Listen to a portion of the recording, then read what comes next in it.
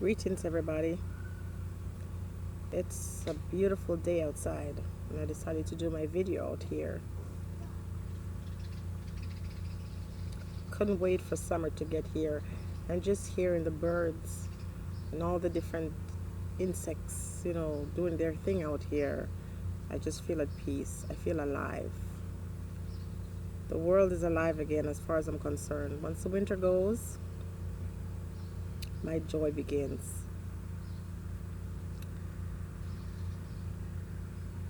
Today, I want to talk about something that I saw, an article that I read actually. And I want to talk about it honestly. I don't want to talk tongue in cheek. That's what the world wants us to do. But I'm not going to do that today. The article that I read was written by a woman named Laurel Kallenbach, or Batch. I don't know if that's how she pronounces her name. And it was talking about Laura Face's work. The topic of the article was Jamaican artist Laura Face's spiritual journey. I read the article and then I decided to do a little bit more research, and it brought me to take a careful look at our statue that is in the Emancipation Park in Kingston, Jamaica. Laura Face's sculpture was called Redemption Song, and it depicts, I should say, because it's still there, a black woman and a black man standing naked in the park, and their eyes look upward. And when you take a careful look at the expression of these people, it seems like desperation. And because I believe that words are life, and many things symbolize real life, I took a careful look at that statue, and I've always had a little bit of unease about that statue, but I didn't want to be this person who is just old-fashioned and wasn't able to see past conservative ideas. But I always wrestled with it.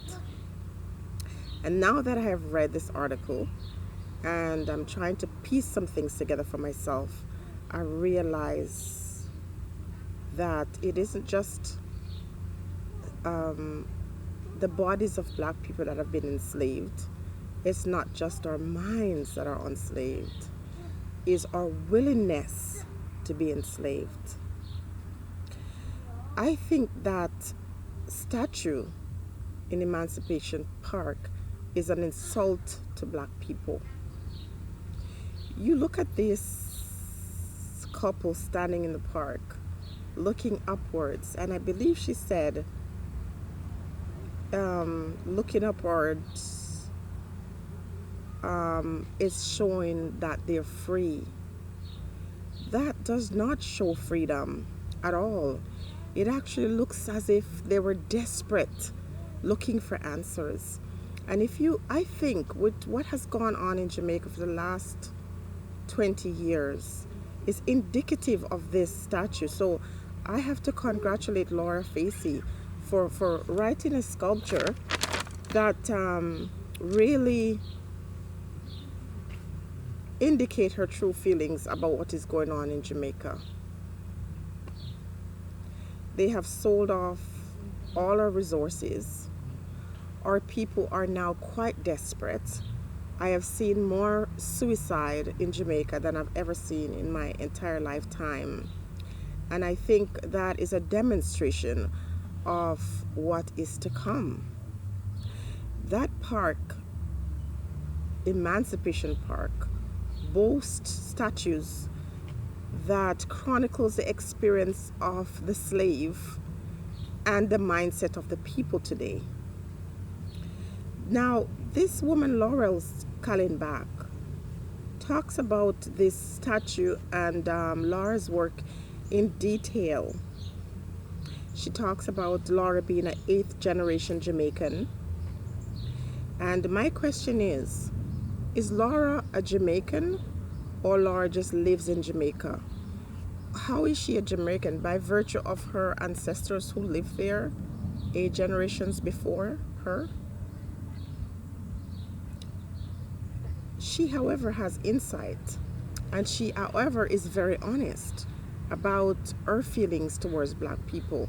Because as far as I'm concerned, the majority of people in Jamaica that doesn't come from there, that are enjoying the beauty of that island, would rather see black people naked.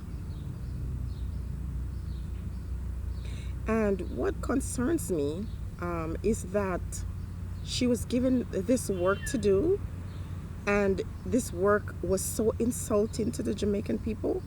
And government agencies or whoever is involved in getting this woman to do the sculpture just gave her free reins to do whatever she wanted to do. They couldn't find anybody else who could truly create something that embodies the spirit of black people. It had to be slavery. Why does slavery have to be the beginning of our story and the end of our story? The woman Laurel Kallenbach said that when the statue was created, there was a lot of brouhaha. Brouhaha, she calls it. What does brouhaha mean? Does this mean that, you're just talking through your wares and what you're saying is of no importance to us? That is how black people have been seen for generations. When they complain about anything, it is considered brouhaha. If they talk about injustice, it's brouhaha. That is such a horrible word to use.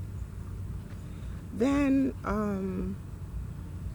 Laura says that with all the criticism that she received, she just kept doing her work. She didn't pay any attention to that.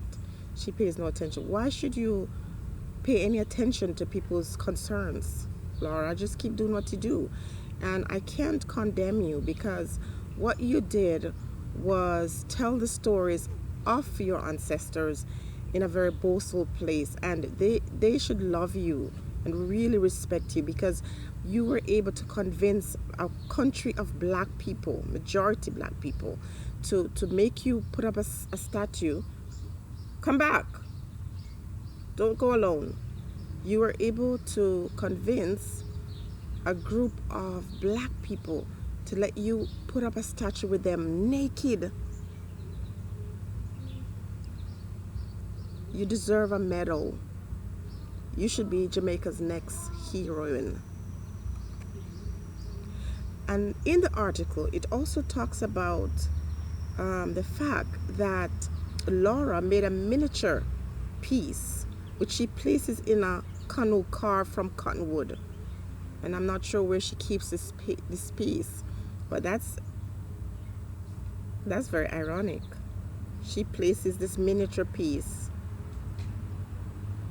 in a canoe, reminiscent of a slave ship. The canoe floats on a sea of sugar cane, which is a symbol of slave-powered industry. Now, if this doesn't sound like bravado, if doesn't sound like this woman Laurel is actually very proud of her history, and she should be. She's proud of the fact that her ancestors were able to come and create a sugar industry powered by free labor. The result is their spirit gone before them. Now, my question is, whose spirit is she talking about? Is it the spirit of my ancestors, or is it the spirit of her slave masters? Well, they weren't her slave masters. They would have been her ancestors. Every man or woman is entitled to telling their story, and they need to be honest in the interpretation of their story. But when a nation of black people decide to use a white woman to create a statue and place it in their center with nakedness, No wonder our people are so poor. Because by the time individuals are done with us, we stand naked and ashamed. The face of those people do not look like they're free. They don't look like they are triumphant, which is what Laura, that's the kind of lie that she has told them to convince them to allow her to put this ugly statue of these black people in Emancipation Park. You know, I have to wonder. I mean, there's so many educated people in Jamaica, so much talented people there. And sometimes I wonder, it's as if they're blinded. They're walking people so blinded by, I don't know if it's greed or it's hero worship. They don't understand their enemies among them. This woman claims that when she submitted the piece, it was done so blindly. Nobody knew who she was. They didn't know that she was a white woman, and they didn't know that she was a female. But that is such baloney. That's such baloney. I barely have anything to say directly to Laura Facey except to say congratulations. You deserve every dime that they pay you for this piece that you created, because that makes you a genius, as I said earlier. But as for the person who wrote the article, and by the way, she lives on an estate, which is Laura. She lives on an estate called Mount Plenty. And the woman said that it was bountiful. Now, Laura, I don't know what your motivation was for making this sculpture, but I know the person who wrote about your life, the one that you invited there, she is a racist. Her article is just filled with I'm going to reserve that thought for now. Narcissistic qualities are definitely a part of this woman. Naked man and woman standing in Emancipation Park, and people are so proud of it. You should be ashamed of yourselves, people. We like to wear chain. Black people like to wear chain. Yeah. The chains we wear are not just around our necks or our minds, but they're around our hearts as well. We are shackled. We are shackled. It's time for us to take off these chains from off our necks, from off our feet, our hands, and our minds. When you allow individuals to come in and tell you who they think they are, you've got to believe them. You need to remove that statue, because if you don't, the country is going to sit by and watch it get beaten to the ground. The spirit of your ancestors will roam. The violence and poverty and crime and self-hatred that is presented to everyone in Jamaica right now is the spirit of Nani and Paul Bogle and Sam Sharp screaming. They're the ones that are doing the things in the country to wake you up. Laura Facey, you have only told the stories of your ancestors, and you did so proudly, and you clearly stated what you're thinking in private. But because my people have been a blind people who are easily led, they didn't hear your message. They embrace what was meant to disarm them. And the woman who wrote the article, she's not able to hide her truth. And in so doing, she revealed how they really feel about black people. Take down that statue. It is an insult to our people. Naked man and woman looking up to the sky, looking helpless. If Facey wanted to show how black persons have overcome, she would have made a statue of a white man lying on the ground and a black man with his feet in his stomach.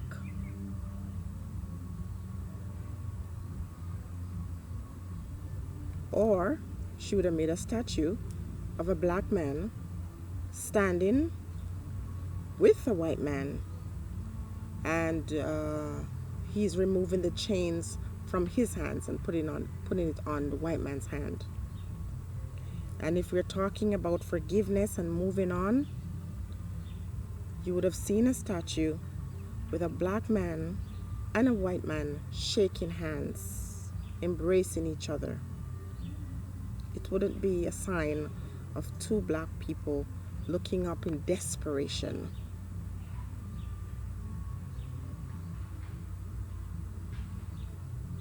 We're not stupid, but we act as if we're stupid. And when the slaves did that, they did it so that their masters would not know what they were planning.